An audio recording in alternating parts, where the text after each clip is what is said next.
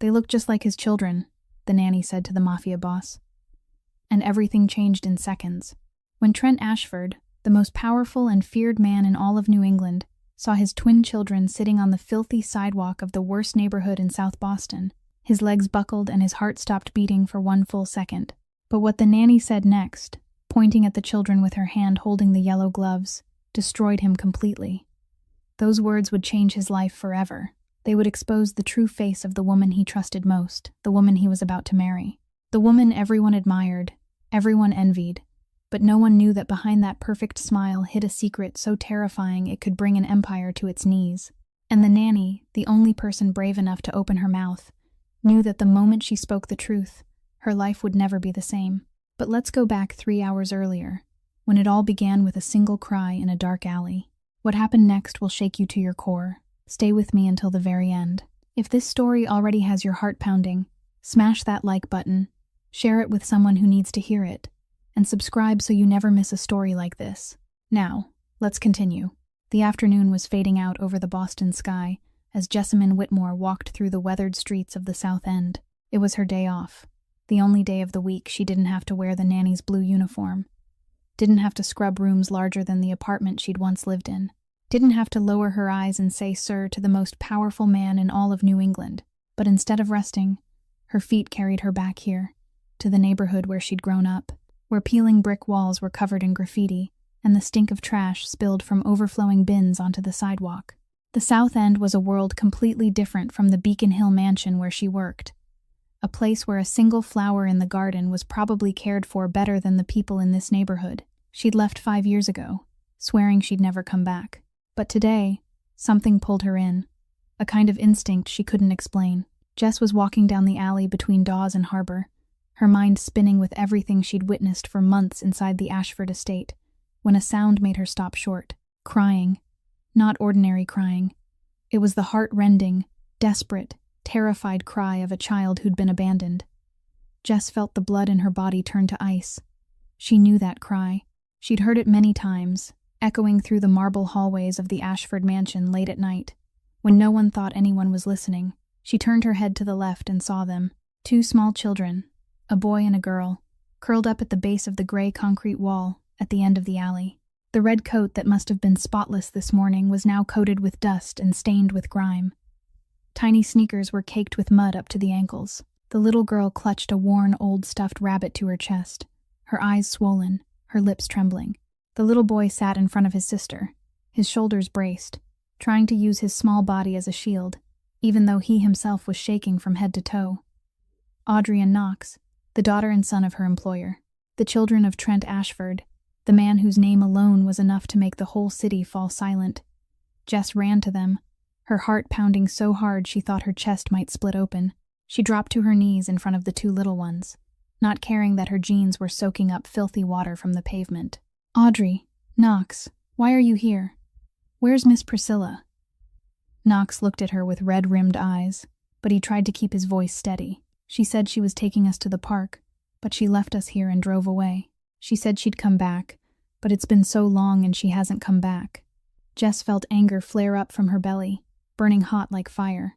She pulled both children into her arms, one on each side, and held them tight against her chest. They smelled like sweat, street dust, the sour, sharp scent of fear. "Auntie Jess is here now. You're safe now. No one can hurt you anymore." But her mind was running at 1,000 miles an hour. The Ashford mansion was more than 15 miles from here, tucked behind iron gates and a security system stricter than a military base. How could 2 4-year-old children end up here, in the most dangerous neighborhood of South Boston? Jess pulled out her phone with a trembling hand. She was still clutching the yellow rubber gloves she'd just taken off after helping an old neighbor clean her apartment. She hadn't even had a chance to put them away before the sound of crying stopped her cold. She dialed Trent Ashford. It rang once, twice, 3 times. "Jess, what's going on?" The voice on the other end was cold, controlled, the voice of a man who ran an empire through power and silence. "I thought you were off today." Jess drew a deep breath. "Mr. Ashford, you need to come right now. It's urgent. It involves Audrey and Knox." Silence on the other end, then pure panic, from a man who'd never panicked. "What? What happened to them? Are they hurt? Tell me where you are." Right now. I'm in the South End, the corner of Dawes and Harbor. The kids are with me. They're not hurt, but you need to come. Immediately. South End? His voice dropped, hovering somewhere between disbelief and a rage beginning to boil, that terrifying quiet before a storm. Why are my children in the South End? The line went dead. Jess tightened her hold around the children. Around her, neighbors in the area began to appear in doorways, watching with curious eyes. A woman carrying grocery bags stopped on her front steps. A barefoot boy stared from across the street. A man stood with his arms crossed, leaning against a brick wall, watching but saying nothing. Jess felt every gaze pouring onto her, but she didn't care. She leaned in and whispered to the children, gently smoothing their hair. Your dad is coming. Everything's going to be okay. But deep inside, Jess knew nothing was going to be okay, because she knew something Trent Ashford didn't know. Something terrible. Something she'd witnessed for months, but couldn't prove. Priscilla Danvers, the perfect fiancée, the elegant woman everyone admired, the one who was about to become the wife of the most powerful man in New England, was a monster. 20 minutes later, a black armored SUV tore into the alley like a bullet, breaking hard on the packed dirt and sending gravel and dust spraying to both sides. The door flew open before the vehicle had fully stopped, and Trent Ashford stepped out. It was the first time Jess had ever seen her employer outside the Beacon Hill mansion, standing in the raw backdrop of the poor neighborhood where she'd grown up, and the contrast felt almost unreal. Trent Ashford stood nearly 6'3", shoulders as broad as a doorway, dressed in a perfectly tailored black three-piece suit that hugged a powerful frame. His polished black leather shoes caught the last of the afternoon light. His dark hair was slicked neatly back, revealing the faint scar that ran along the bridge of his nose, the kind of mark that hinted at a life no one dared ask about. His eyes were steel gray, the sort of eyes that showed you death before they showed you a man. On his left ring finger, the Ashford family signet ring in silver, engraved with a lion, flashed as it caught the light. This was the man whose mere entrance into a room could thicken the air, the man other bosses bowed to, the man the police glanced at and then looked away from, the man all of New England called by one name only, spoken in a whisper. But right now, that powerful face was white as paper. Behind him, Shaw climbed out from the driver's seat, a 40-year-old man with salt and pepper hair, a face that looked carved from granite, eyes sweeping the alley on instinct, the instinct of someone who'd survived by vigilance for 15 years. His right hand rested inside his suit jacket, the habit of a man who always carried something no one wanted to see. Shaw didn't speak. He simply stood 3 paces behind Trent, his gaze never leaving the silhouettes watching from doorways all around. Trent didn't walk. He ran. The most powerful mafia boss in New England ran down a filthy alley like an ordinary father who'd just gotten the most terrifying call of his life. He lunged toward the children and dropped to his knees right in front of Jess, not caring that his suit cost more than most people in this neighborhood paid for their cars. He pulled Audrey and Knox into his arms, his big arms wrapping both little bodies at once. Hands roughened by things no one spoke of, turned strangely gentle as they touched his children's faces, lifting each tiny hand to check, smoothing hair, pressing fingers to foreheads, searching for any sign of injury.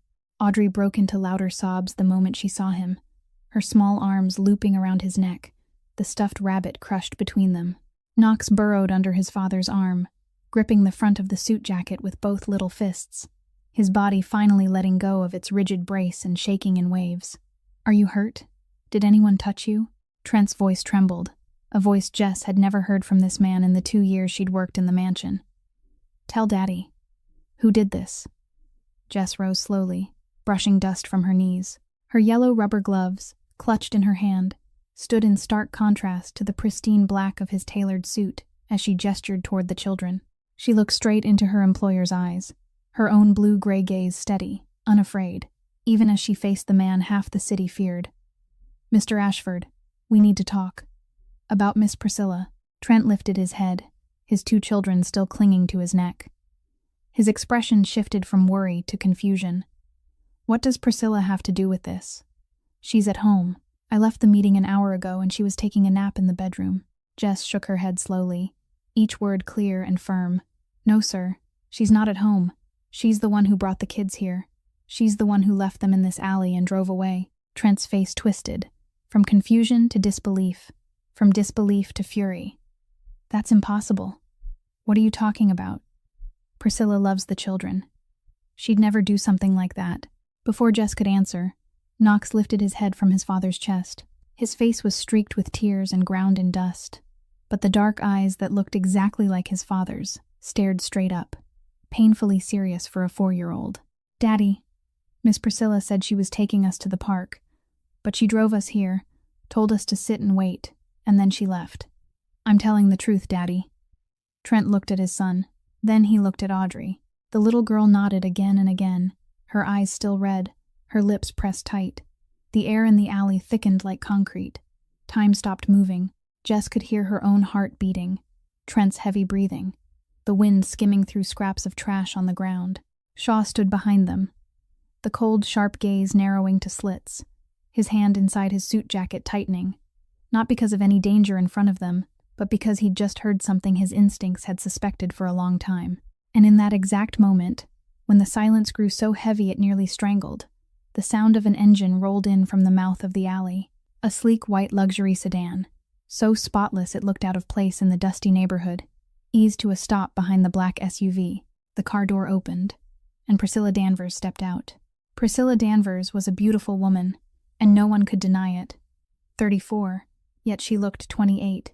Her golden blonde hair fell in glossy waves to her shoulders like a cascade of silk, her skin porcelain smooth without a single mark. Her full lips painted a perfect red even in the middle of the afternoon. She wore a fitted white silk dress, the kind that could stain with the lightest touch, yet somehow it remained pristine, untouched, in this neighborhood full of dust and grit. Gold-rimmed Gucci sunglasses covered half her face, and white heels tapped a measured rhythm on the gravel. She stepped out of the car as if she were stepping off a fashion magazine cover, utterly out of place, utterly not meant for this world, and that was exactly the image she wanted to project. Priscilla removed her sunglasses with a slow, dramatic motion, revealing blue eyes rimmed with tears. Her right hand covered her mouth, her left pressed to her chest as if someone had squeezed the air from her heart. Tears slid down her cheekbones, perfectly placed, never smudging her makeup. She hurried toward Trent and the children, nearly stumbling on her heels because the ground was uneven, and the first cry that tore from her mouth sounded like shattered glass. Oh my God, Trent, I've been looking everywhere. The kids. Who took them here? She dropped down beside Trent, reaching toward the children, her voice trembling, breaking on each word. I was taking a nap. I woke up and the kids weren't in the room. I called security. No one knew where they were. I thought they were kidnapped. I almost lost my mind. I drove around searching everywhere, calling everyone, and then I heard from the gate security that you'd gone to the south end. She sobbed, a perfect sob, timed to land right where it needed to, and then she went on. I don't understand why the kids are here. Someone must have taken them. We have to call the police right away. Jess stood a few steps away, watching the entire performance in silence. She recognized every manufactured detail other people might miss. The tears fell, but Priscilla's eyes weren't swollen or red. Her voice shook, but her breathing stayed steady, not the uneven, ragged breath of someone who'd been panicking and searching for children for hours. Her white silk dress didn't have a single wrinkle. Her hair remained perfectly waved. Her makeup was untouched. This wasn't the look of a woman who'd just lived through the nightmare of losing children. It was the look of a woman who'd had time to prepare. But Trent didn't see those things, or he didn't see them yet. Jess watched her employer's face and felt her stomach knot as the hard set of his features began to soften. Trent wanted to believe. He needed to believe, because if what Jess had said was true, then the entire world he'd built over the past 2 years, the woman he'd chosen to bring into his home to replace Margot, the woman he'd trusted with the 2 most precious things in his life, all of it was a lie, and Trent Ashford didn't want to face that possibility. Not yet. Priscilla, say it again. You don't know anything about this? Trent's voice was still rigid, but the sharp edge he'd had when he'd looked at Jess a moment ago had dulled. Priscilla shook her head over and over, tears still falling. No, I swear to you. I woke up and the children were gone. I don't know who did this, but we have to find out. Behind them, Shaw stood motionless as stone, but his eyes had narrowed into thin lines.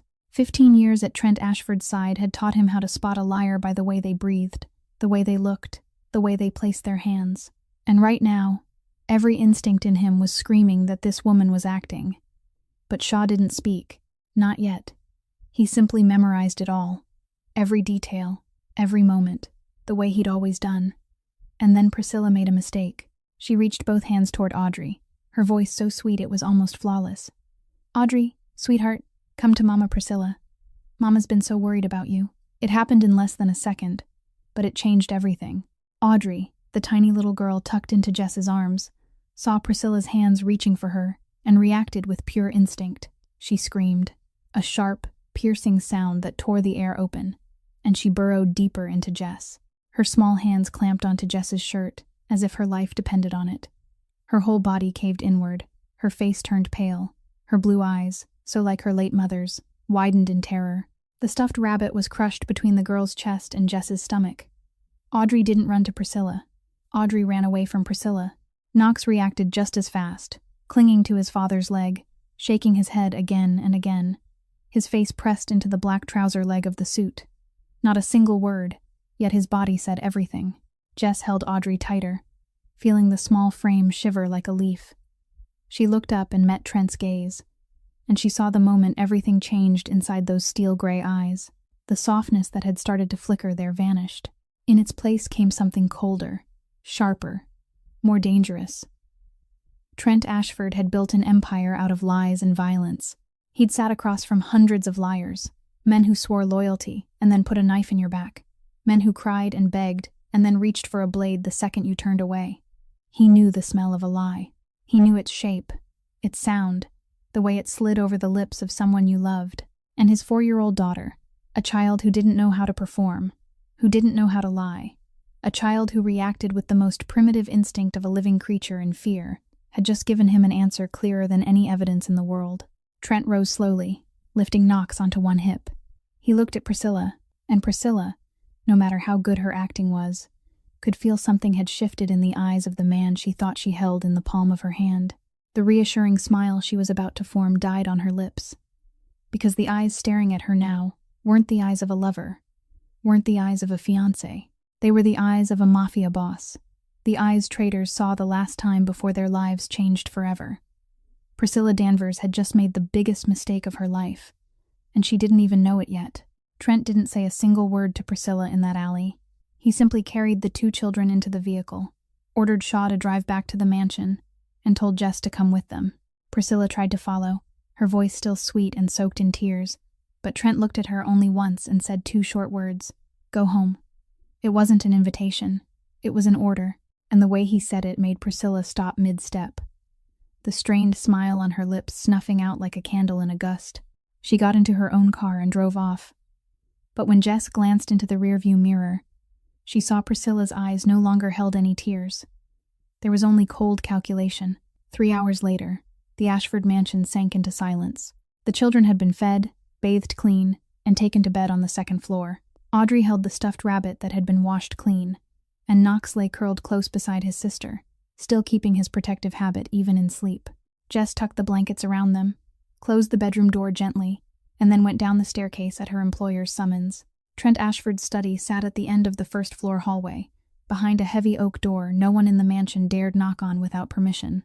Jess stepped inside and felt the air, thick and heavy, the moment she crossed the threshold. Warm gold light from an old brass desk lamp was the only illumination, throwing long shadows across dark wooden bookshelves and the Persian rug spread over the floor.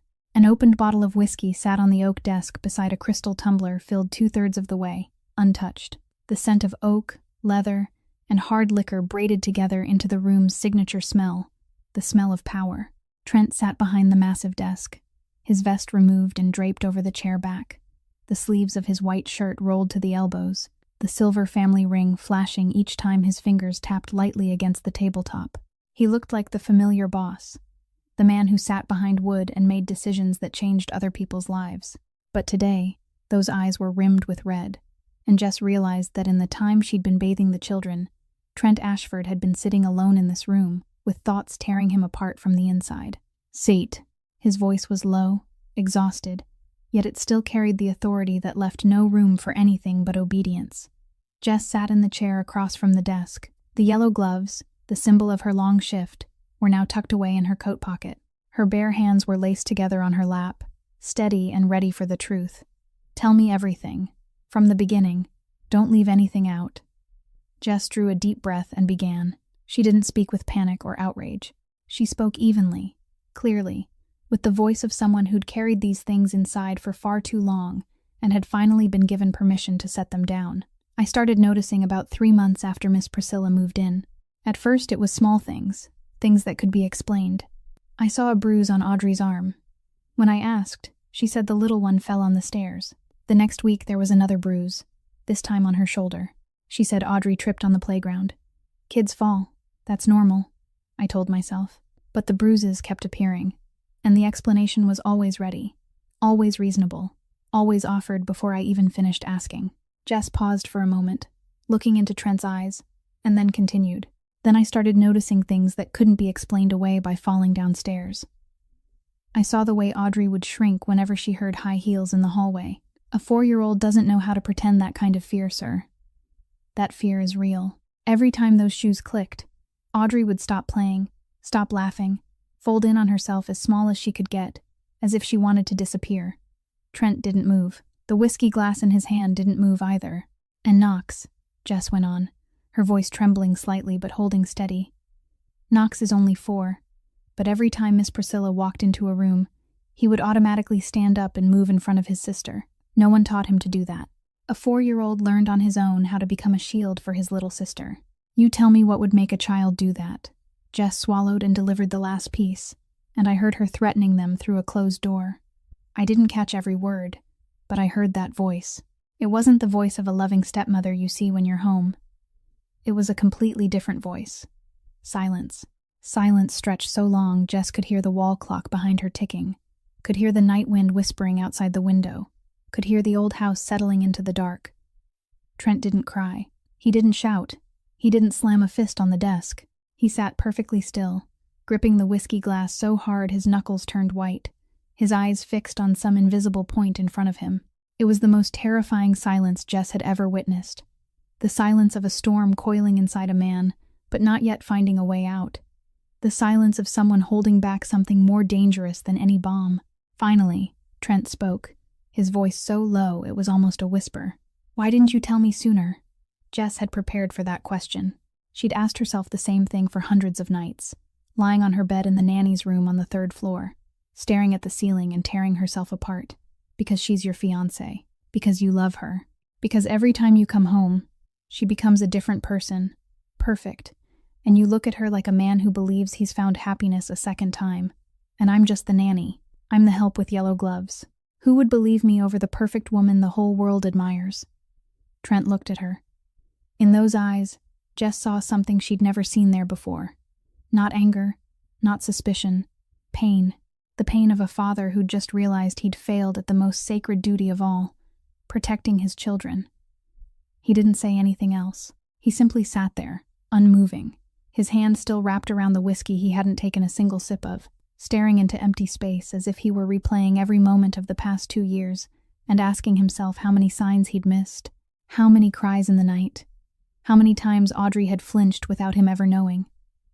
A knock at the door shattered the silence. Shaw stood in the doorway, and for the first time, the granite set of his face showed strain.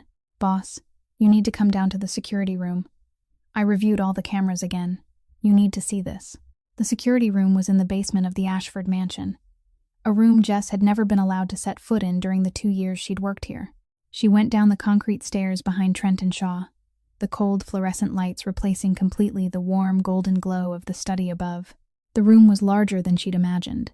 3 walls covered in screens, dozens of cameras capturing every angle of the estate, from the front gate to the back garden, from the 1st floor hallway to the walkway by the kitchen area. The central control console emitted a pale blue light, reflecting off Shaw's granite-set face as he sat down and began working the keyboard. "I checked the whole system again from early this morning," Shaw said, his voice steady and professional, but Jess noticed his fingers striking the keys harder than necessary. Starting with the front gate camera, 7:12 in the morning. The largest screen in the center lit up.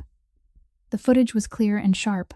Priscilla's white sedan stopping in front of the mansion gate. The car door opened, and Priscilla stepped out, went to the back seat, and led Audrey and Knox out. The children wore red coats, clean and neat. Audrey held the stuffed rabbit, and Knox followed behind. Priscilla said something to the gate guard, smiling brightly, lifting a hand in a small wave. Shaw rewound and turned on the sound. Priscilla's voice filled the room, light and calm. "I'm taking the kids to their routine doctor appointment. Tell Mr. Ashford if he asks." The guard nodded.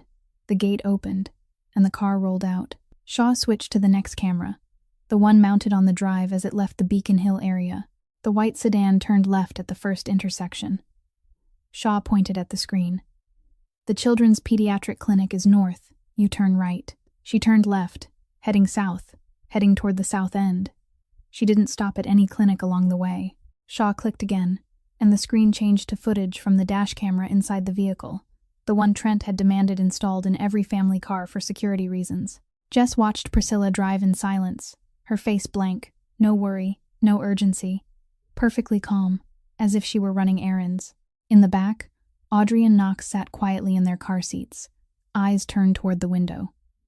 23 minutes later, the car stopped. Jess recognized the alley immediately, the one where she'd found the children. Priscilla turned off the engine, stepped out, opened the rear door, and led the children out. The dash camera captured her walking Audrey and Knox to the corner by the concrete wall, setting them down, speaking a few short words that the microphone couldn't pick up clearly, then turning and walking straight back to the car. She didn't look back, not once, not a single glance. She got in, started the engine, and drove away. The screen displayed the timeline running continuously, minutes sliding by, the two children sitting motionless in the alley, slowly beginning to look around, slowly realizing no one was coming back, and then Audrey began to cry. Shaw shut the screen off.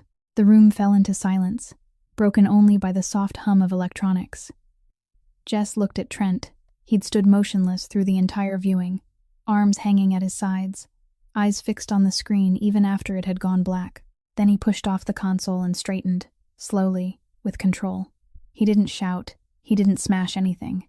Not a sound. But Jess saw his jaw clamp so hard the muscle at his temple jumped under the skin. His eyes darkened like a sky before a storm. His hands slowly curl into fists, tight enough that the silver family ring bit into flesh. And she understood this wasn't the anger of an ordinary man.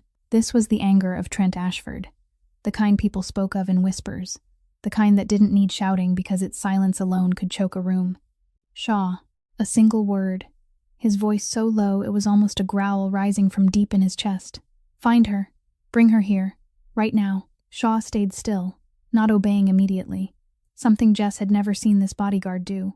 "Boss, if you do anything to her right now, in this state, everything will fall apart. The police, the media, the courts. You'll lose more than you gain." Trent turned to Shaw, steel gray eyes now nearly black. But before he could speak, another voice rose from the doorway.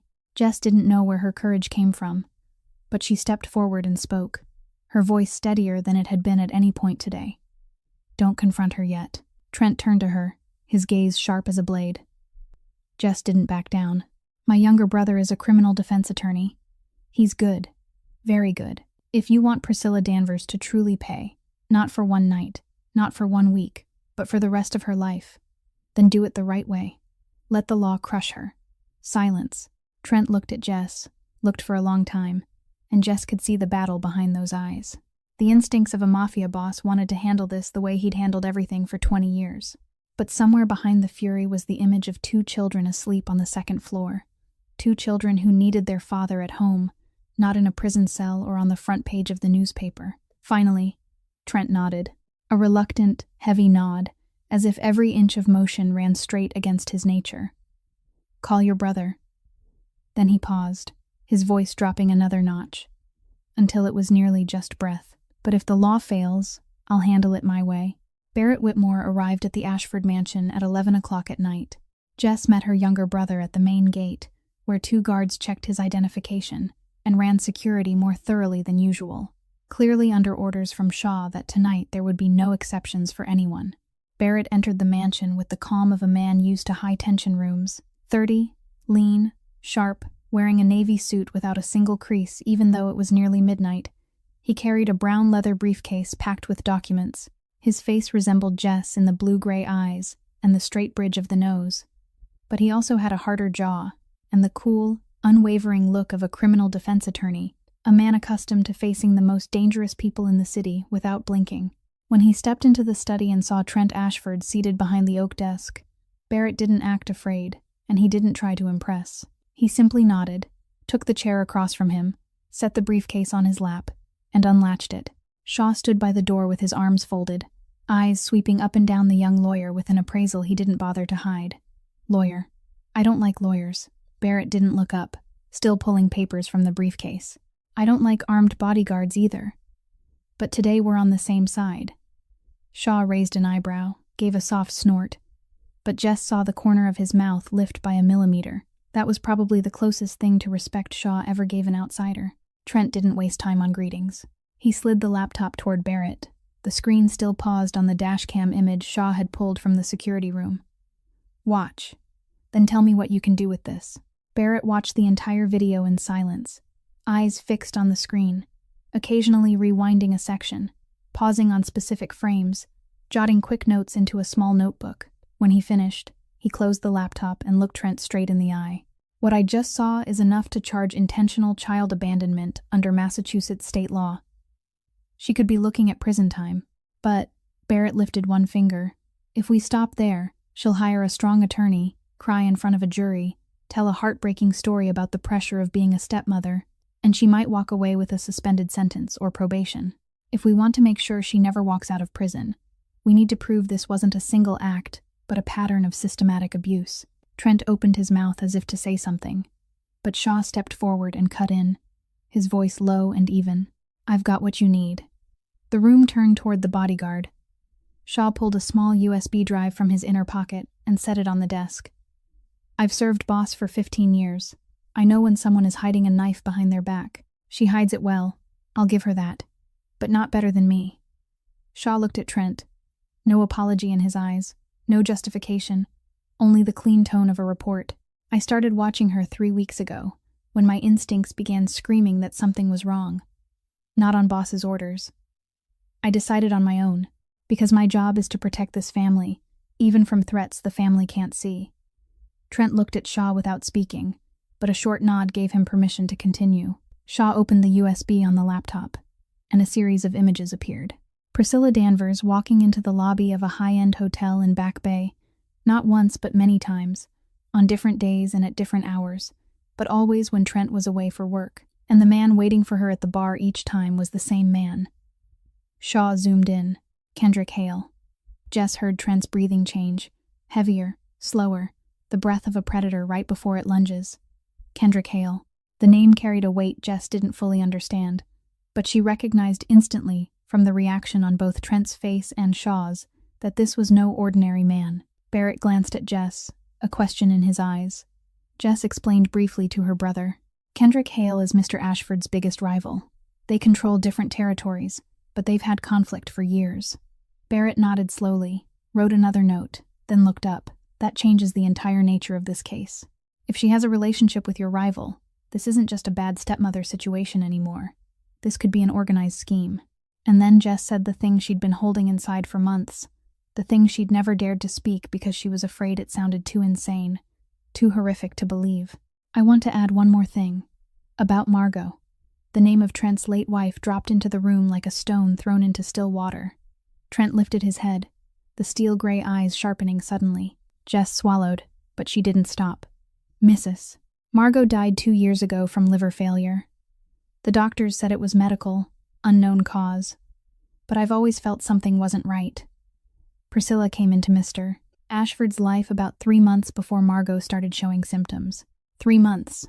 And from the moment Priscilla set foot in this house, Margot's health declined steadily, month after month, until she couldn't even stand up anymore. Barrett sat up straighter, the lawyer's instincts snapping on at once. Liver failure of unknown cause can be a sign of chronic heavy metal poisoning. If someone poisons in small doses over a long period of time, the symptoms will look exactly like a natural illness. To confirm it, we need to request exhumation and retest tissue samples. If we find abnormal levels of heavy metals, he didn't need to finish the sentence. Everyone in the room understood, and that was when Trent Ashford lost control. Not slowly, not gradually. He exploded. He shot to his feet. The heavy oak chair kicked backward. slamming into the bookcase with a crack that echoed through the study. His fist came down on the desktop with such force the whiskey bottle shuddered, the crystal glass tipped, and liquor spilled across the Persian rug. All evening, Trent had been holding it in. From the South End alley to the study, from Jess's account to the camera evidence, he'd kept everything locked inside, compressed and sealed. Because that's how he survived, that's how a mafia boss functioned. But the thought that Priscilla Danvers might have killed Margot, that the woman he'd brought into his home, laid in his wife's bed, entrusted with his 2 small children, was the one who'd stolen their mother's life, that thought shattered every layer of control he'd built his entire life. The mafia boss was gone. There was only a man furious, hurting, and more dangerous than he'd ever been. Boss. A single word from Shaw. Not loud, not urgent, just calm and solid as stone. Trent stopped, his fist still planted on the desk, his chest rising and falling, breath heavy. Those eyes were wild now, nearly black, the desk lamp reflected in them like fire burning at the bottom of a well. Then, slowly, inch by inch, he pulled himself back, jaw tightening, shoulders lowering, breathing settling. The monster inside was caged again. But everyone in the room had seen it. Everyone knew it was there, and everyone understood how thin the chain was that held it. Barrett waited until the air felt less suffocating, then spoke, his voice calm and professional. Mr. Ashford, what we have now paints a very clear picture. Priscilla Danvers approached you with an agenda from the start. She likely poisoned your wife to take her place. She's having an affair with your biggest enemy, and she abandoned your children in the most dangerous neighborhood in the city. This isn't a bad woman. This is a planned predator, and you are her prey. Trent looked at Barrett, then at Jess, then at Shaw. 3 completely different people, sitting in one room tonight for one purpose. Finally, he picked up the chair, set it back in place, and sat down. Exhume, test, find every piece of evidence you can. His voice was calm again, but beneath that calm was tempered steel, harder and sharper than any rage. I want her to pay for every second she took from Margot, for every tear my children shed, for every day she sat at my table and smiled in my face. Find me everything. Everyone thought Priscilla Danvers would run. When she was thrown out of the Ashford mansion that night, with 2 suitcases and Shaw's cold warning to never come back, everyone believed she'd get in her car, drive straight to the airport, fly to another city, and disappear like smoke. That's what any normal person would do when they realized they'd angered the most powerful mafia boss in New England. But Priscilla Danvers wasn't normal, and she didn't run. She struck back. The next morning, while Jess was feeding Audrey and Knox breakfast in the mansion kitchen, Trent's phone rang without stopping. The first call came from Priscilla's attorney, a major name in Boston's legal circles, informing him that his client had filed a complaint accusing Jessamine Whitmore of child kidnapping and conspiracy to break up a family. According to Priscilla's statement, the nanny had taken the children to the South End on her own and staged the incident to smear Priscilla out of jealousy, because she wanted to take Priscilla's place beside Trent. The second call came from Shaw, outside, monitoring the situation. Boss. She contacted 2 tabloid papers and a local news station. The story they're about to run has a working headline. New England Mafia boss abuses family. Desperate fiancé speaks out. She's turning herself into the victim. The third call came from Barrett, his voice calm but grave. Jess, Priscilla's lawyer just filed for a temporary restraining order. If it's granted, you won't be allowed near the children until the case is investigated. Jess let the spoon of oatmeal drop onto the table, her hand trembling slightly. She looked at Audrey in her high chair, feet swinging, oatmeal on her mouth, the stuffed rabbit set beside the bowl. Knox sat next to her, trying to feed himself with a spoon too big for his small hand. The 2 children knew nothing about the storm about to hit. They only knew Auntie Jess was feeding them breakfast this morning, and Miss Priscilla wasn't here, and that made them feel safe. Jess's phone vibrated. A text from an unknown number. 4 words on the screen turned her blood to ice. Back off or disappear. No signature. No need for one. Jess knew exactly where it came from Kendrick Hale's world, the world on the other side of the line Priscilla had crossed. She set the phone face down on the table and closed her eyes. In that moment, memory rushed in without warning. Jess, at 8 years old, standing at the door of her neighbor Mrs. Morrison, her face wet with tears, one hand gripping the hem of a torn shirt, Behind her, the footsteps of her stepmother were getting closer. Mrs. Morrison peered through the crack in the door, looked into the eyes of a child begging for help, and then closed the door. The lock turned. Footsteps walked away, and Jess stood there alone, understanding no one was coming, no one would believe her, no one would help. Jess opened her eyes. Audrey was looking at her, those blue eyes like her late mother's wide, her mouth still messy with oatmeal. "Auntie Jess, why are you sad?" Jess smiled and wiped Audrey's mouth with a paper napkin. "Auntie isn't sad, sweetheart. Auntie is just thinking." But inside, the memory of that door slamming shut back then burned away every shred of fear. Jess wasn't that helpless 8-year-old anymore, and she swore that door wouldn't slam shut in Audrey and Knox's faces. Not as long as she could still stand. She called Barrett, "Little brother, she's attacking from every side. She's accusing me of kidnapping, going to the media, filing for a restraining order. And someone just texted me a threat." Barrett was silent for a second. Then he said, his voice so steady it was almost frightening, "She's panicking, Jess. All of this, the police, the media, the lawyers, the restraining order, that's not strategy. That's panic. She knows she's losing control, so she's throwing everything she can and hoping something sticks. And people who panic make mistakes. We just have to be patient." "And the threatening text? Screenshot it, save it, send it to me. That's more evidence for the file. Every move she makes right now is a noose she's tightening around her own neck." Jess ended the call, drew a deep breath, and turned back to the children. Meanwhile, in the study on the first floor, Trent Ashford was handling the situation in his own way. The way of a Mafia boss. Shaw stood in front of the desk, phone to his ear, making call after call. Trent sat behind the desk, cold and methodical, every trace of last night's fury replaced by something far more frightening: calculation. "Lock down every account she has access to tied to my assets. Credit cards, side accounts, vault access codes, all of it." "Done, boss," Shaw reported. The joint accounts were frozen as of 6 in the morning. "Good. Cut off all her contact with anyone in the organization. Anyone who talks to her. Anyone who meets her. Anyone who takes her call. I want to know. And put someone on her 24/7. I want to know where she goes, who she meets, what she eats, how she breathes, every second." Shaw nodded and turned to carry out the orders, but he stopped when he heard Trent add one more thing, his voice low and slow, each word carrying the weight of a verdict. "She wants to play war? She doesn't know what war is." 3 days passed in suffocating tension.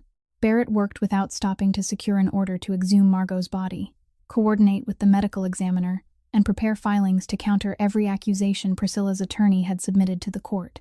The temporary restraining order request was denied after Barrett presented the camera evidence to the judge, proving Jess wasn't a kidnapper but the person who saved the 2 children. Priscilla went suspiciously quiet after her first counterattack failed.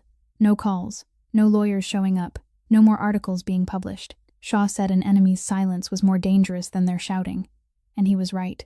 On the 4th night after Priscilla was thrown out of the mansion, Jess sat in the armchair in the children's bedroom on the 2nd floor. She'd slept here every night since the South End incident, not because anyone asked her to, but because she couldn't close her eyes without seeing Audrey and Knox safe.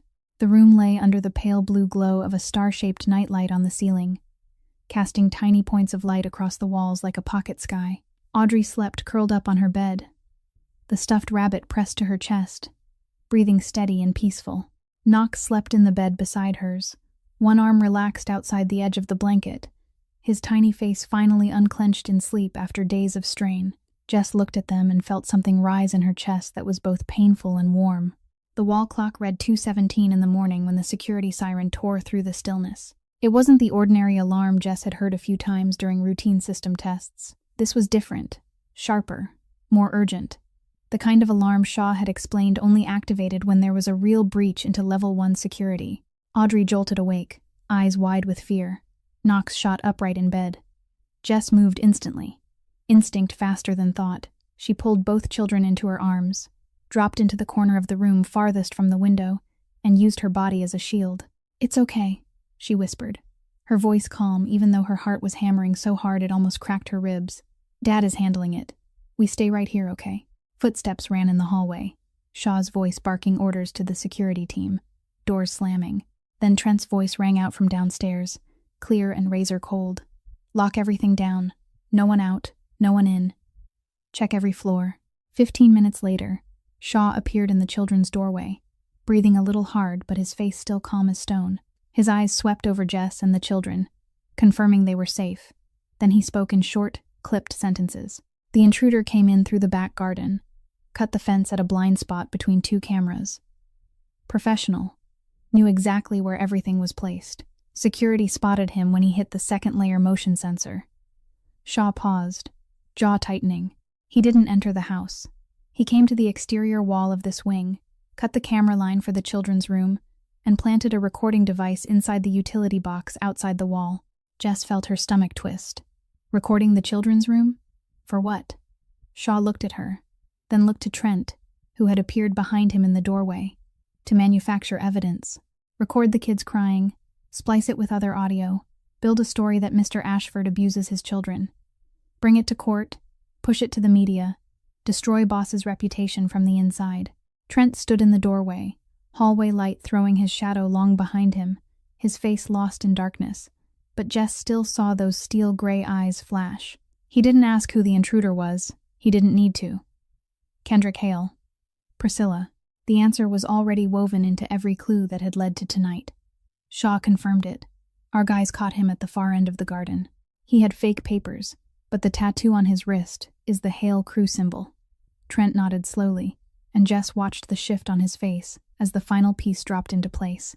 This wasn't a greedy girl gambling with fate. This was organized, planned, backed by his biggest enemy. Priscilla Danvers wasn't a pawn on the board. She was the queen of the opposing side, and every move over the past 2 years, approaching Trent, entering the home, winning trust, and possibly killing Margot, all of it had been moves in a larger game meant to bring down the Ashford empire from the inside. Trent looked at Shaw. Triple security. Change every access code. Reinstall the cameras with a backup system. And find me every connection between Priscilla and Hale. Every meeting, every call, every dollar that moved between them. I want the full picture before the sun comes up. Shaw left at once. Trent stayed, standing in the children's doorway, silent. Audrey and Knox had fallen back asleep in Jess's arms, drained by the brief terror. Jess remained in the corner, her back against the wall, both arms around both children, eyes open, fixed on the door. Not shaking, not afraid. Only a quiet resolve poured from her blue-gray eyes in the dim starlight. Trent watched her. For a long time, the young woman sitting on the cold floor in the middle of the night, holding his children, guarding them like a wolf mother over her cubs, not a nanny, not hired help, a protector. Jess knew he was there. She didn't turn her head. She only said, her voice light as breath, yet each word clear in the stillness of the room. No one watched over me when I was little. She didn't explain. She didn't need to. Those 6 words held everything that needed saying. The childhood of doors slamming shut, of being invisible, of nights lying alone wishing someone would sit watch. Trent didn't answer, but he didn't leave. He leaned against the doorframe, arms folded, and he stood there until the first light of dawn slipped through the curtains. They didn't speak another word, but in that silence, beneath the star-shaped nightlight and the steady breathing of 2 sleeping children, something shifted between the Mafia boss and the nanny with the yellow gloves. Not love, not yet, but respect, deep, real, and unshakable. 1 week after the break-in, the court granted the exhumation order. Barrett had worked without pause to convince the judge there was enough reason to suspect Margot Ashford's death hadn't been from natural causes. The exhumation and testing took 5 days. 5 days in which the Ashford mansion sank into a silence heavy as lead. Trent barely leaving his study. Shaw rotating the security team through 3 straight shifts, and Jess caring for Audrey and Knox, while trying to keep the children's lives as normal as possible in the middle of a storm they couldn't see. On the afternoon of the 6th day, Dr. Irving Wells came to the mansion. He'd been the Ashford family's physician for more than 10 years. The man who'd cared for Margot in her final months. The man who'd signed the death certificate with the diagnosis of liver failure of unknown cause, and had carried the ache of that case ever since. 55, hair white, face worn by someone who'd seen too much death in one lifetime. Dr. Wells walked into the study holding a sealed manila envelope. He didn't sit. He didn't drink water. He didn't offer small talk. He only set the envelope on the desk in front of Trent, and spoke with the voice of a man carrying a weight he couldn't bear one moment longer. The forensic results from Margot's liver tissue and hair samples. I read them first, and I need you to understand that what's in here will change everything you think you know about your wife's death. Trent opened the envelope. Barrett stood beside him, reading along. Jess stood behind them, and Shaw held his usual position by the door. The room was so silent the turning of paper sounded like thunder. Barrett spoke first, his professional lawyer tone steady. But Jess saw his fingers clamp hard around the edge of the report. The liver tissue shows thallium levels many times higher than normal. The hair sample confirms prolonged exposure over a period of 8 to 12 months before she died. This isn't environmental or accidental poisoning.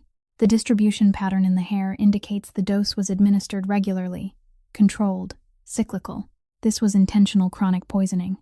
Dr. Wells bowed his head. If I'd known 2 years ago, if I'd suspected earlier, maybe Margot would still be alive. Thallium can cause progressive liver failure with symptoms that mimic natural disease. I missed it. I'm sorry. No one spoke. No one looked at Trent. Because what was happening across that man's face was something no one in the room wanted to witness. Trent didn't react right away. He sat frozen, the report still in his hand, eyes locked on the numbers and the medical terms he didn't fully understand but understood enough. Enough to know his wife hadn't died of illness. Margot hadn't gone because fate was cruel, or because her body betrayed her. Margot had been murdered.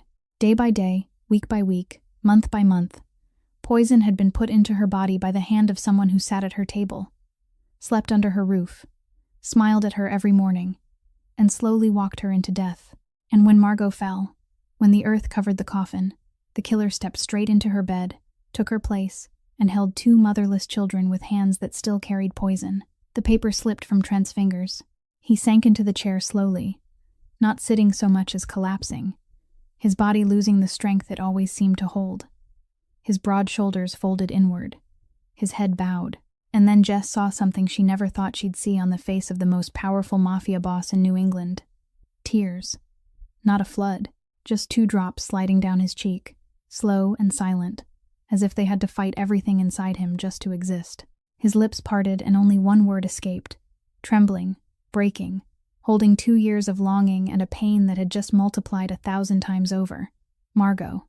Shaw turned his face toward the window. The granite man, the one who hadn't flinched at any danger in 15 years, quietly looked away because he couldn't bear it, because Shaw had known Margot too. He'd driven her to the hospital in those final months. He'd stood outside the room guarding when she lay half-conscious. He'd carried her coffin that day. And now he knew it had all been a lie. Jess stood still, tears running down her own cheeks without her bothering to wipe them away. Dr. Wells left the room in silence, carrying the crushing guilt of a physician who'd missed something unforgivable. Barrett waited for that moment to pass, then spoke, gentle but clear. Mr. Ashford, what we have now is enough. The dashcam evidence of child abandonment, the messages between Priscilla and Kendrick Hale, the exhumation test results, the online chemical purchase logs Shaw's private investigators just pulled from her personal computer. It all connects into a complete picture, enough for a first-degree murder charge. And then Trent lifted his head. The tears were gone. Those eyes no longer held pain. They were terrifyingly empty, the emptiness of someone who'd crossed the threshold of grief and arrived at a place where nothing existed except a single purpose. He rose, his voice cold as steel dipped in ice water. I don't need a court. I know a faster way to handle this. Jess stepped forward. She knew this moment would come. The moment the monster inside Trent Ashford no longer wanted to stay caged. And she knew that if she didn't say the right words, at the right time, everything would fall apart. If you do that, you'll go to prison, and Audrey and Knox will lose the only father they have left. They've already lost their mother. Do you want them to lose their father too? They need you, alive, free, here, with them, every day. Trent stared at her, jaw clenched, eyes still terrifyingly empty, but Jess didn't back down. She held her ground, blue-gray eyes locked on steel-gray, the nanny with the yellow gloves facing the mafia boss without a tremor. Then Trent's gaze shifted, dropping to the desk, to the silver-framed photograph beside the whiskey bottle. A picture from last year's birthday, Audrey in a pink dress, grinning wide with cake icing on her nose. Knox beside her, both arms thrown up, making a ridiculous face like a tiny clown, trying to make his sister laugh. Behind them, the mansion full of balloons, a happy day, a real moment in a pile of lies. Trent stared at the photo. For a long time. Then he sat down, not collapsing like before, sitting with intention, with a conscious choice. He looked at Jess and nodded. Not reluctantly, not heavily, but with full acceptance, the surrender of the strongest man to something stronger than him, love for his children. Do it your way. Barrett took 3 days to establish a channel to the FBI. The case had enough elements to draw federal attention. Murder by poisoning, interstate organized crime through the connection between Priscilla and Kendrick Hale, a large-scale asset takeover scheme. 2 agents came to the Ashford mansion one afternoon, wearing expressionless gray suits, sitting down in the study with a briefcase full of documents and agreements. Trent Ashford sat across from them, and for the first time in his life, the most powerful mafia boss in New England did something that 10 years ago he'd rather have died than do. He cooperated with the feds. The deal was clear. Barrett had drafted every clause with care. Trent would provide all evidence tied to Priscilla Danvers and Kendrick Hale, allow the FBI to use the mansion as a site for audio and video recording, in exchange for immunity on certain Ashford family activities, the kind both sides understood, and no one said out loud. When the agents left, Shaw stood by the study window, watching the federal car roll out through the mansion gate, and the granite set of his face carried the closest thing to astonishment Jess had ever seen on him. 15 years with boss. Never thought I'd see the day I sat at the same table with the FBI. Barrett was packing up his papers, smiling faintly without looking up. Strange day for all of us. Shaw snorted but didn't argue. Jess even caught the corner of his mouth lift by 0.5 millimeter, the closest thing to a smile that face could manage. The plan was set within the next 24 hours. Barrett called Priscilla's lawyer and proposed a mediation meeting at the Ashford mansion. Mr. Ashford is willing to listen, Barrett said in the perfect soft lawyer voice. He wants to understand what happened before things go too far. Maybe we can find a solution without going to court. Priscilla agreed almost immediately. Jess wasn't surprised. Priscilla trusted her performance. Trusted that if she could just stand in front of Trent, cry at the right moments, say the right words, she could turn the tide again. Because it had always worked before. Always. That afternoon, the Ashford mansion living room was rearranged. From the outside, it looked like an ordinary private meeting. The brown leather sofa, the low coffee table, the gentle glow from the wall lamps. But inside those walls, FBI recording devices had been planted in 4 different locations. 2 microcameras filmed from 2 angles. In the adjacent room, separated by 1 wall, 2 FBI agents sat in front of monitors watching live. Barrett checked everything one last time, then nodded at Trent. Jess stood out in the hallway, where she could hear but not be seen, according to the plan Barrett had laid out. Priscilla arrived at 4 in the afternoon. She wore black from head to toe, hair loose and uncurled, makeup light, eyes rimmed red, a completely different image from the woman who'd stepped out of the white sedan in the South End alley that day. Today she wasn't playing the glamorous beauty. Today she was playing the wounded victim. Priscilla sat down on the sofa across from Trent, hands folded on her lap, eyes lowering and then lifting to him with a look that anyone would read as sincere. I know I was wrong. I don't know how to explain what happened. But I swear to you, I love the kids. That day I couldn't think. The pressure, the exhaustion. I broke down. I'm begging you, give me a chance. Give us a chance. Trent sat still, cold, motionless, his face as expressionless as a stone wall. He didn't nod. He didn't shake his head. He didn't react. He only watched. And the silence stretched long enough that Priscilla began to fill it with more words, more tears, more vows. She spoke of the pressure of being a stepmother, the fear of never being good enough, the love she felt for Trent, every sentence perfect, every tear timed. And in that moment, if someone didn't know the truth, they would have believed her. They might have even pitied her. That was when Trent spoke for the first time since Priscilla had entered. 1 sentence. His voice flat, without emotion. Tell me about Margot. The last 2 words fell into the room like a stone dropped onto a frozen lake, and Jess, standing in the hallway, saw through the crack of the door the moment Priscilla's mask fractured. Just 1 second. A tiny twitch at the corner of her eye, a held breath, the fingers folded on her lap, tightening and then releasing.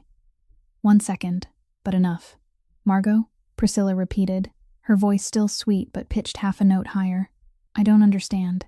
What does this have to do with Margot? Barrett stepped out from the next room. In his hands was a stack of documents. He placed each one on the coffee table, slowly, methodically, like a mason laying bricks. First, the dashcam photos from the day you abandoned Audrey and Knox in the South End. Priscilla glanced down, then looked up. I already explained that. I had a breakdown. Second, Barrett continued without changing his tone. The security camera images of you meeting Kendrick Hale at a Back Bay hotel, not once but many times over the past 6 months. Color began draining from Priscilla's face. That's just social. He's an old business contact. Third, Barrett set the final page on the table, the forensic testing report, the exhumation and test results from Margot Ashford's remains. Thallium levels in liver and hair many times above normal. Evidence of chronic poisoning over 8 to 12 months, matching exactly the time frame when you began appearing in this house. Priscilla stared at the paper, then at Barrett, then at Trent, and Jess watched the transformation move across Priscilla's face in real time, like fast-forwarded film. The sweet smile dissolved. The wet eyes dried in an instant. The wounded victim peeled away layer by layer, revealing something underneath that Jess had always known was there but had never seen so clearly. Pure cruelty. You can't prove anything. Priscilla's voice changed completely. No longer sweet, no longer trembling, cold and hard as steel. It's all circumstantial. My lawyer will shred every piece of it. Barrett didn't react. Trent didn't react. And that silence, that absolute calm Priscilla hadn't expected, shoved her over the edge, because Priscilla Danvers was used to controlling every conversation, used to reading the person in front of her and adjusting her approach. But when there was no reaction to read, when the opponent just sat there and watched, she lost her bearings. And people who lose their bearings make mistakes. Deadly mistakes. Priscilla sprang to her feet, chair scraping back, her face flushed, her blue eyes burning now with the fire she'd hidden for 2 years. She couldn't control herself anymore. Rage, contempt, wounded arrogance, all of it erupted at once. You want him to know the truth? Then here's the truth. She deserved to die. Margot was weak. Margot was pathetic. She sat in this house, with everything any woman could ever dream of, and she wasted it all. She didn't deserve you.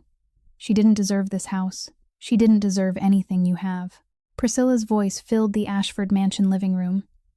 It rang into 4 microphones recording.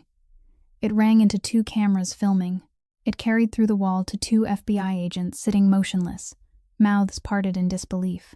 And it rang into the ears of Trent Ashford, who had sat still from the first moment to the last, his face unchanged, but his hand on his thigh clenched so tight the silver family ring almost cut into flesh. Silence. Then the door to the side room opened. 2 FBI agents stepped in, one holding a badge, the other holding handcuffs. Priscilla Danvers, you're under arrest on suspicion of first-degree murder of Margot Ashford, intentional child abandonment, and organized criminal sabotage. You have the right to remain silent. Anything you say can and will be used against you in a court of law. The metal click of handcuffs locking around Priscilla's wrists snapped through the living room, sharp and final, the last sound of every lie. Priscilla looked at Trent. Trent looked back, and in those eyes, Priscilla saw no anger, no pain, only the emptiness of a man who'd stared straight at the devil and had nothing left to fear. Then Trent stood, buttoned his vest, and walked away. He didn't look back. 3 months later, the trial opened on a Monday morning in early October, when the leaves along Boston's streets had turned red and gold. The United States District Court for the District of Massachusetts hadn't seen a case draw this kind of attention in more than 10 years. The courtroom was packed, every bench filled before the doors even opened. Reporters from every major outlet crowded the press section. Cameras lined up in the hallway because they weren't allowed inside. Live television rigs sat in 2 corners of the room, lenses trained on the defendant's table where Priscilla Danvers sat beside her defense attorney. She was still beautiful, even after 3 months in pretrial detention. Her blonde hair was brushed smooth, her skin still pale and flawless, her posture still straight.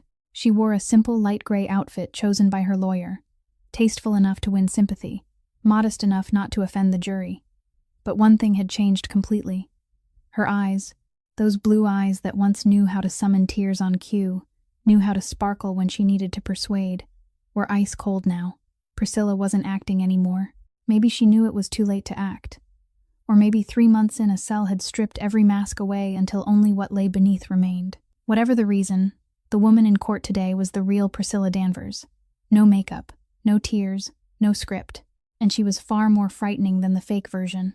The federal prosecutor opened by laying out the full picture, a plan that had lasted for years, beginning with deliberate access, poisoning the legal wife, taking her place in the family, collaborating with a rival criminal organization, and finally abandoning 2 4-year-old children in the most dangerous neighborhood in the city. The evidence was presented in chronological order, each piece locking into the previous one until the picture became undeniable.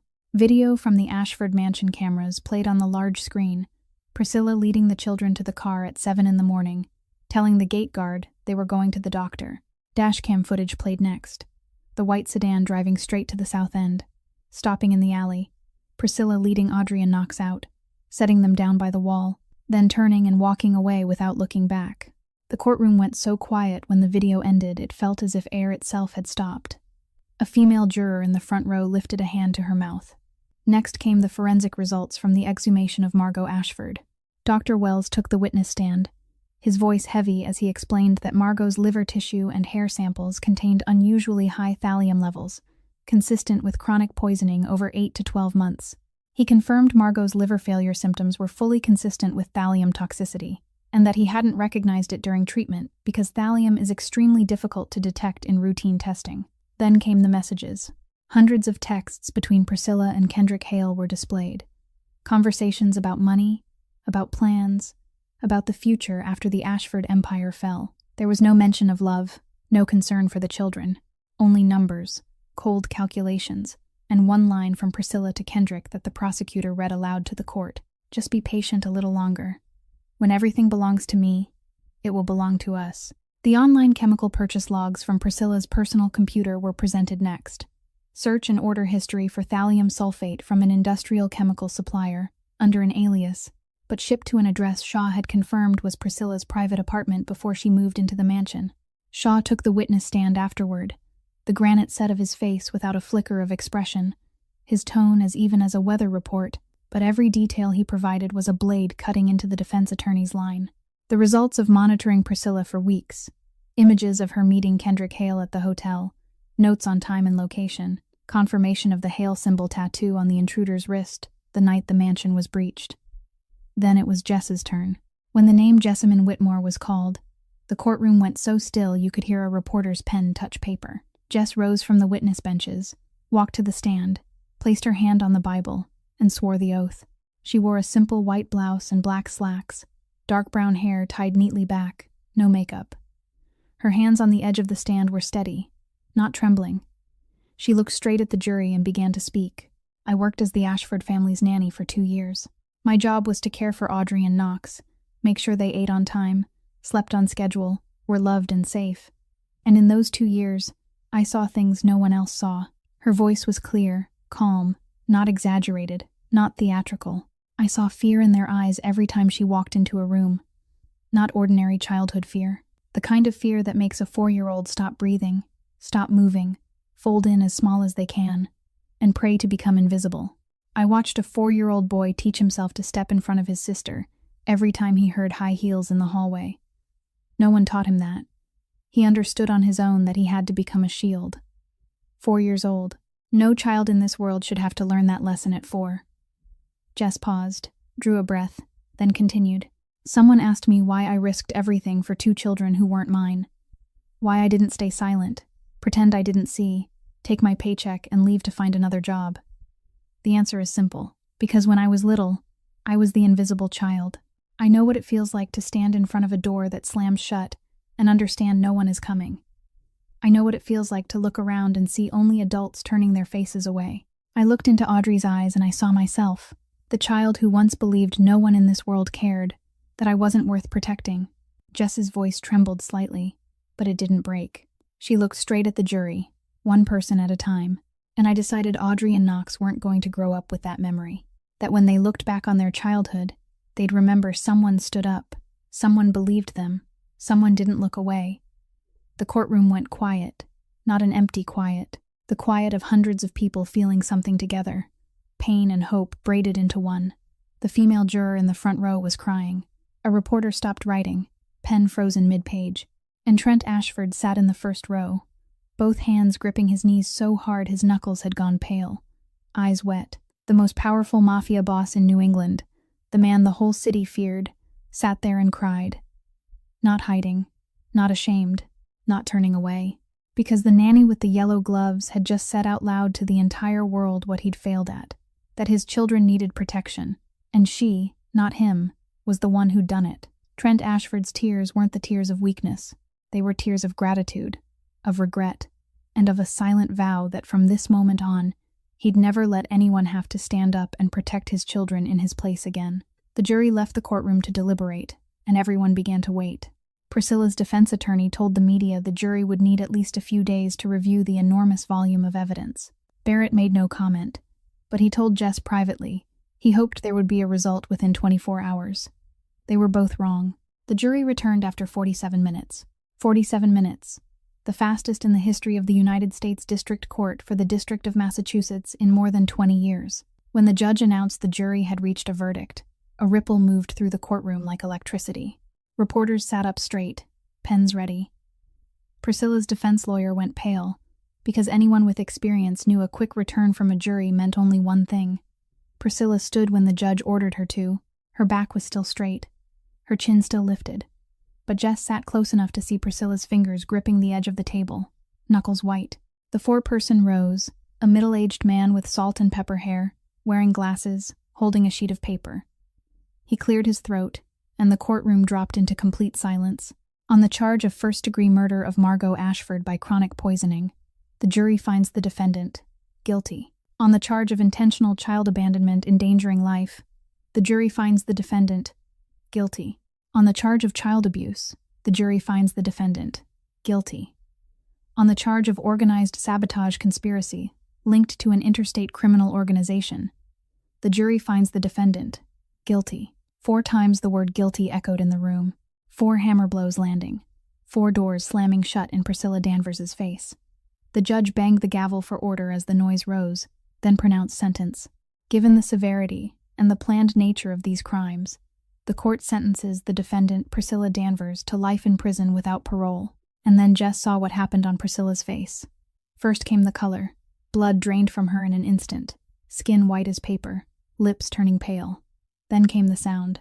A scream ripped up from deep in her throat, not crying, not pleading, but the scream of a trapped animal, full of fury and terror. She turned to her lawyer, turned to the judge, turned to the jury, searching for any face that could give her hope. She found none. And then silence. Priscilla Danvers stood motionless, arms hanging at her sides, mouth slightly open, eyes empty. For the first time in her life, the manipulator, the controller, the one who always held every string, experienced what she'd inflicted on others for years. Total powerlessness. There were no words she could say that would change the outcome, no tears she could shed that would move anyone. No smile she could offer that could buy freedom. She simply stood there, and for the first time, Priscilla Danvers looked exactly like what she truly was. Small, hollow, and completely alone. In a separate trial held the same day, Kendrick Hale was sentenced to 25 years in prison for aiding and abetting murder, organized sabotage conspiracy, and unlawful entry. The empire he and Priscilla dreamed of building on the ashes of the Ashford family collapsed before the first brick was ever laid. Outside the courthouse, October sunlight fell on the stone steps where dozens of reporters had been waiting. Cameras, microphones, voices calling names. When Jess stepped out of the front doors, everything turned toward her. Questions surged from every direction. Miss Whitmore, how do you feel? Do you have a message? What do you think of the sentence? Jess paused on the steps, sunlight on her face, her blue-gray eyes calm. She hadn't prepared a speech. She didn't have a long answer ready. She said only one sentence, her voice loud enough for every microphone to catch, steady enough not to tremble. Every child deserves to be protected. Then she walked down the steps, through the crowd of reporters, without looking back. Barrett walked beside her, one hand resting lightly at his sister's back, guiding her toward the waiting car. In the parking lot behind the courthouse, away from the lenses and the noise, the black armored SUV sat quietly under the shadow of a maple tree. Shaw was in the driver's seat, eyes scanning the surroundings by habit, but his shoulders had lowered, for the first time in months. In the back, Trent Ashford sat between his two children, Audrey on his left, Knox on his right. He held them both, his face pressed into their hair, breathing in the scent of children's shampoo and the candy smell Shaw had secretly bought for them while they waited. Audrey looked up at her father, and Jess, opening the car door to climb into the front seat, saw what she'd been waiting for since the first day she'd found them in the South End alley. Audrey smiled, not the small, careful smile she'd sometimes forced to keep adults calm. A real smile, the kind that lit up her entire small face. The smile of a 4-year-old child finally allowed to feel safe. The first smile like that in a very, very long time. Knox held his father's hand, small fingers gripping the larger ones, and he said in the gentle, certain voice of a boy who'd carried too much for his age, but was finally able to set the weight down. "Let's go home, Dad." Trent held him tighter, eyes closing, breathing deep and slow. Shaw started the engine, and the black SUV rolled out of the lot, merging into Boston's afternoon traffic. Behind the tinted glass, the most powerful mafia boss in New England sat between his two children, and for the first time in years, his face looked peaceful. 6 months after the trial, the Ashford mansion became a different kind of home, not because any walls were repainted or any furniture replaced, but because of the sound. Before, this place had been as quiet as a museum, every footstep echoing on marble like a reminder that power lived here, not children. Now laughter ran through the hallways, tiny feet thumped up and down the stairs. Loud arguments broke out about who got to pick the cartoon first. Life. Audrey changed day by day, slowly but surely, like a flower moved from shade into sun. She began to laugh more, not the small, careful smile from before, but bright laughter that filled a room when Knox made ridiculous faces, or when Shaw accidentally stepped on a toy and stumbled in a way a man almost 2 meters tall and weighing more than 100 kilograms had no business stumbling. One afternoon, Jess took the children to a park near Beacon Hill and witnessed a moment that made her turn her face away to hide her tears. Audrey was on the swing, the stuffed rabbit, as always, resting in her lap. A little girl about the same age ran up and asked if Audrey wanted to play. Audrey looked down at the rabbit, then at the girl, then at Jess.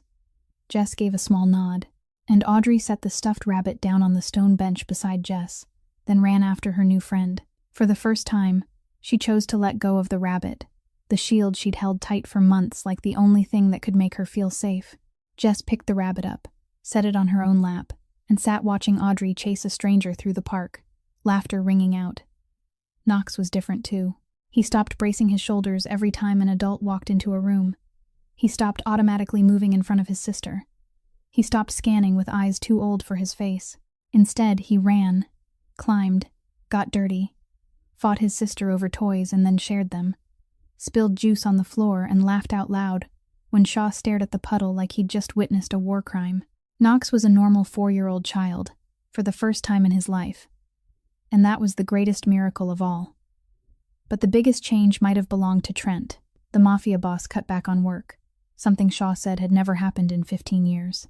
Late-night meetings in the study grew rare. Cold, steel-edged phone calls became shorter. Instead, Trent Ashford, the man all of New England feared, spent Sunday mornings in the mansion kitchen learning how to make pancakes. The first time, the batter burned black. The smoke alarm screamed. Shaw charged into the kitchen with a fire extinguisher and froze when he saw Boss waving a dish towel at the smoke, while the two little ones sat in their high chairs laughing so hard they could barely breathe. The second time, the batter didn't burn, but it stuck to the pan in a gluey mess that Knox called the pancake monster, and Audrey refused to eat because it looked too funny. The third time, Trent did it. Not perfect, a little misshapen, a little too brown at the edges, but real pancakes. Audrey finished her portion and asked for more. Knox said Dad's were better than Auntie Jess's, and Jess pretended to be offended, and the whole kitchen erupted in laughter. At night, Trent read to the children before bed. The rough, low voice that used to deliver orders now moved slowly through stories of princesses and knights, of talking dragons and castles in the clouds. He sat between the two small beds, Audrey on his left, Knox on his right, the book open on his lap, reading until both sets of eyes closed. One night, Jess passed the children's room on her way to her own and stopped when she saw Shaw standing outside the door. The bodyguard leaned back against the wall, arms folded, head tilted slightly toward the door left cracked open. Inside, Trent's voice was telling the part where the princess rode a dragon over the sea, and on Shaw's granite face, for the first time, Jess saw a real smile. Small, almost impossible to catch, but there. Shaw noticed Jess watching, gave a short nod, then returned to his stern guard posture as if the smile had never existed. Trent and Jess founded the Silent Voices Foundation 2 months after the trial. Trent poured in money and used the influence he had, both in the legal world and the world no one said out loud, to build a 3-story child protection center in downtown Boston. It was the most beautiful contradiction Jess had ever witnessed. The underworld king using money and power to create the safest place in the city for children no one protected. Barrett handled all legal work. Shaw quietly ensured security, and Jess ran day-to-day operations.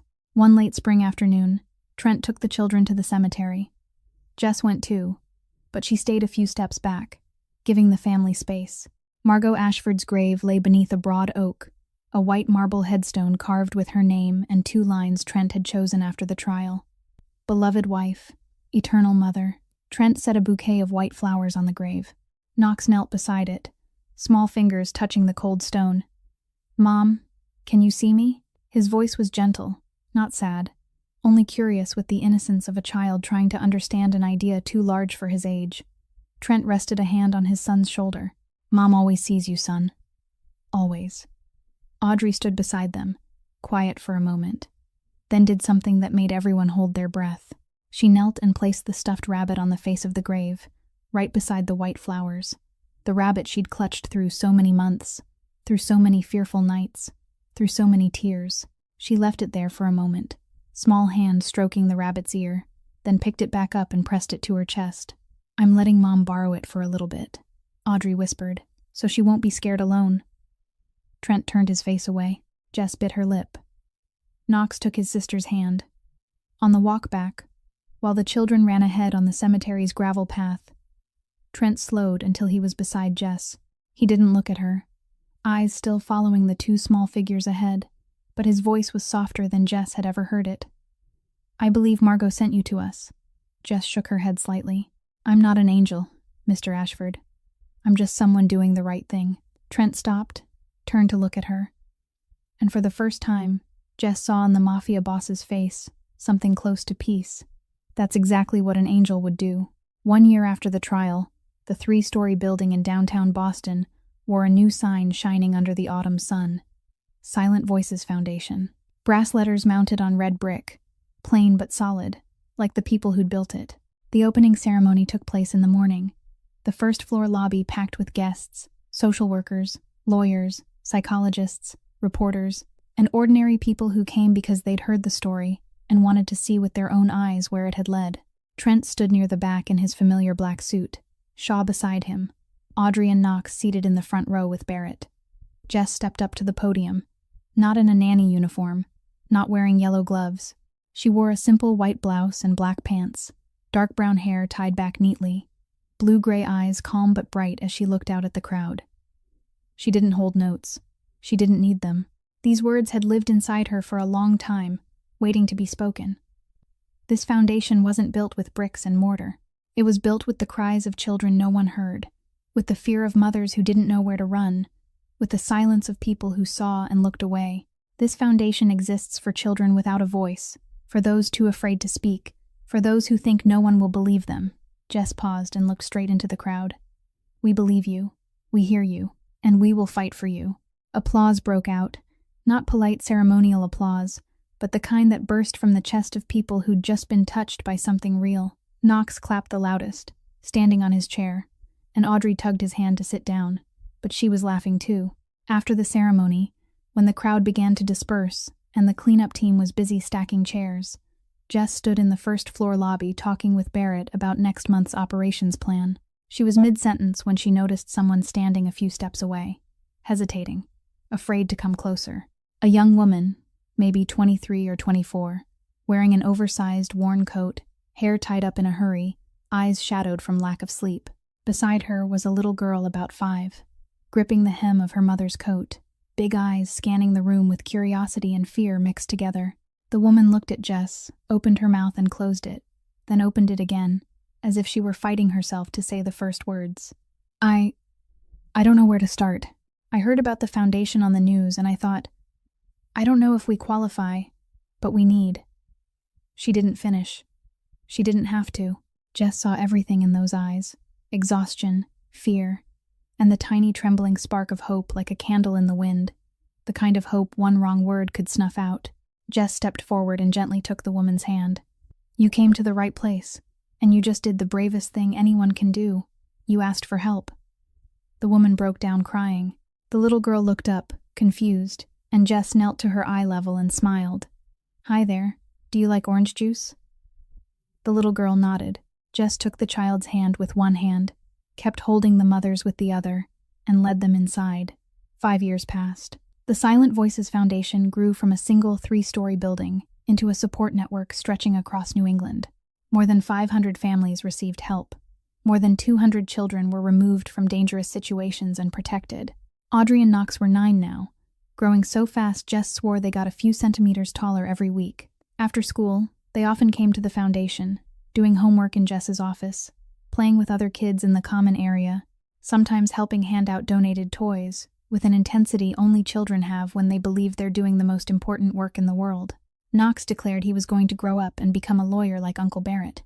He'd started reading books about the law even though he didn't understand half of it, and he regularly argued with Shaw about children's rights, with logic that made the bodyguard lift an eyebrow and mutter that this kid was more troublesome than a real lawyer. Audrey wanted to help children like Auntie Jess. She made handmade welcome cards for every new family that came to the foundation, drawing flowers and smiley faces and writing in messy letters that you are safe now, along with her signature and a stuffed rabbit footprint she invented herself. Late one night, the Ashford mansion was quiet. The children were asleep upstairs. Audrey in her own room she decorated with drawings and string lights. Knox in the room next door filled with books and model airplanes. The stuffed rabbit sat on Audrey's bookshelf, no longer clutched every night, but still there, like an old friend who'd finished its duty, yet would never be forgotten. Trent and Jess sat out on the porch, 2 wooden chairs side by side, looking up at the Boston night sky. Not many stars because of the city's lights, but enough to glitter against the dark. No alcohol, no work, only night and stillness. Trent spoke, his low voice gentle in the dark. I still ask myself one question. Why did you do all of this? You could have left on the first day. You could have pretended you didn't see anything, taken your pay, found another job, lived a normal life. Why did you stay? Jess looked up at the sky, silent for a moment. Then she said, softly, but each word clear. Because when I was little, I wished someone would be brave for me. I wished someone would knock and not walk away. I wished someone would look into my eyes and tell me I wasn't invisible. No one did that for me. And I decided Audrey and Knox weren't going to grow up with that wish. Trent looked at her, looked for a long time, then spoke in a voice Jess had never heard him use. Not the boss's voice, not a father's voice, but the voice of a human being who'd been saved. You're the bravest person I've ever known, and I'm proud to call you family. Jess smiled, a small smile, but warmer than any fire. Family. I like that word. Upstairs, Audrey and Knox slept peacefully in their own rooms. No nightmares, no crying in the night, no small hands gripping blankets in fear. Only the ordinary dreams of childhood, of superheroes who can fly, of adventures on mysterious islands, of talking dragons and castles in the clouds, dreams every child in this world deserves to dream. In a federal prison hundreds of miles from Boston, Priscilla Danvers sat in a cramped cell, fluorescent light flickering overhead. No blonde waves, no white silk dress, no Gucci glasses, only an orange jumpsuit, 4 concrete walls, and endless solitude. She stared up at the ceiling, eyes cold, bitter, powerless. The manipulator, the controller, the woman who'd calculated every move of her life, now sat in a place where every move was meaningless, never able to hurt anyone again. Never. And in the Ashford mansion, under a star-glittered night sky, 2 people who'd fought darkness and won sat together in peace. The Mafia boss had learned that real strength isn't in fists or empires, but in arms that can hold a child, in a heart that can open, in the humility to say I was wrong, and the courage to change.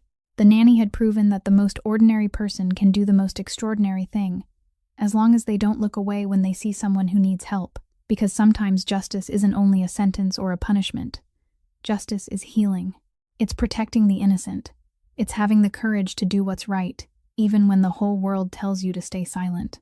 The story of Jessamine Whitmore, the nanny with the yellow gloves, is the story of someone who refused to be silent, who fought for 2 children who couldn't fight for themselves, who proved that good can defeat evil if we're willing to stand up.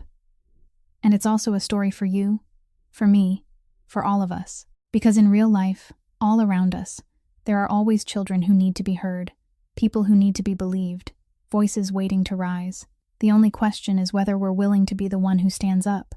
If this story touched your heart, if you felt moved, grateful, or thoughtful, please hit like, share this video with the people you love, and subscribe to our channel so we can listen to more meaningful stories together every day. We'd really love to know how you feel about this story. What did it bring up for you? Did it make you think of someone in real life? Please share in the comments below. We read every comment, and we truly value every feeling from the deepest part of your heart. Wishing everyone watching this video good health, a joyful life, and peaceful calm in every day. Goodbye, and we'll see you in the next video.